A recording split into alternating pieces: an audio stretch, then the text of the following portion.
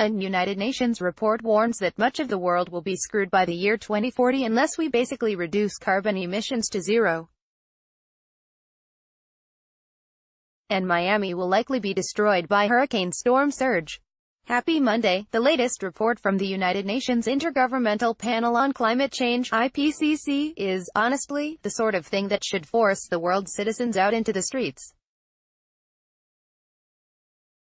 Per the IPCC, a collection of top climate scientists, the planet has about 12 years left to massively cut carbon emissions to ensure temperatures rise only 1.5 degrees Celsius (2.7 degrees Fahrenheit) by 2100. Per the IPCC, humans need to slash carbon output to 45% below 2010 levels by 2030 and to straight up zero by 2050.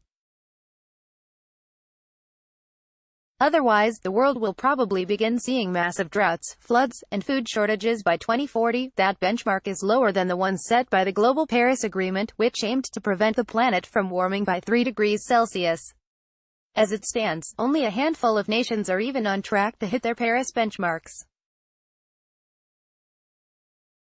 President Donald Trump has instead pulled the United States out of the Paris Accord.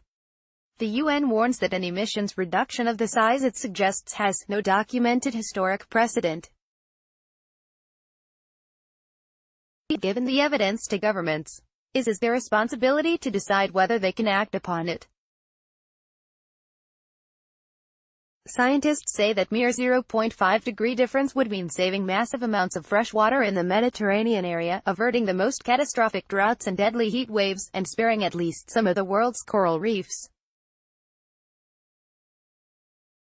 Here's a handy graphic to explain the differences between 1.5 and 2 degrees Celsius of warming. The IPCC's report drew information from more than 6,000 scientific studies and 132 authors.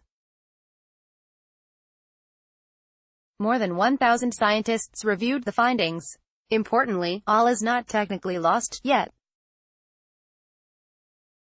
If the world were to cease all carbon-emitting activities tomorrow, the carbon already pumped into the air would still guarantee a few extra decades of warming. But the planet would remain under that 1.5 degree threshold. The obvious problem, of course, is that Earth's developed nations are still burning fossil fuels at obscene rates. And, of course, Trump has been trying to slash carbon regulations instead of strengthening them. His administration argues that catastrophic global warming is already a near certainty, so America should just let car companies pump pretty much whatever they want into the air. The report lists various scenarios that might occur if the world hit 2 degrees of warming. They include a speculative section warning that sea level rise would make hurricane storm surge in Miami far worse. If Miami were hit by a major storm in, say, 2040 or 2050, the city would suffer biblical flooding. A hurricane with intense rainfall and associated with high storm surges destroys a large part of Miami. One of the study's possible scenarios reads. Of course, the report effectively confirms something Miamians already know. Without a colossal, worldwide commitment to reduce carbon emissions, Miami faces a combination of chronic, daily flooding and a huge spike in deadly heat days. A previous study warned that more than 2.5 million area residents could become climate refugees as South Florida becomes unlivable. The Miami Herald reported earlier today that at least one Miami wealth manager now recommends that the rich move 50% of their real estate portfolios away from vulnerable areas such as South Florida. It seems time to beg Florida lawmakers to stop approving new power plants and make it easier for residents to get solar panels.